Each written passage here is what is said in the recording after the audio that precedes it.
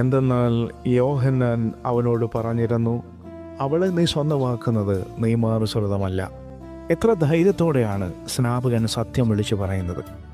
രാജാവിനോടാണ് അയാൾ സംസാരിക്കുന്നത്. എന്നിട്ടും അദ്ദേഹത്തിന് ഭയമില്ല.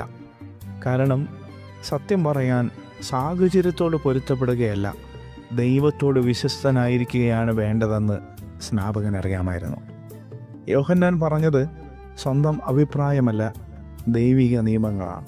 സത്യം വിളിച്ചു പറയുന്നത് തന്നെ ജനപ്രീതനാക്കില്ലെന്നും ചിലപ്പോൾ ജീവൻ തന്നെ നഷ്ടപ്പെട്ടേക്കുമെന്നും അറിയാമെങ്കിലും അയാൾ പിന്മാറുന്നില്ല. ബന്ധങ്ങൾ നഷ്ടപ്പെടുമോ, സൗകര്യങ്ങളോ സ്ഥാനങ്ങളോ പോകുമോ എന്ന ഭയത്തിൽ സത്യം പറയേണ്ടടുത്ത് സത്യം പറയുന്നതിൽ നാം മൗനം പാലിക്കുന്നുണ്ടോ?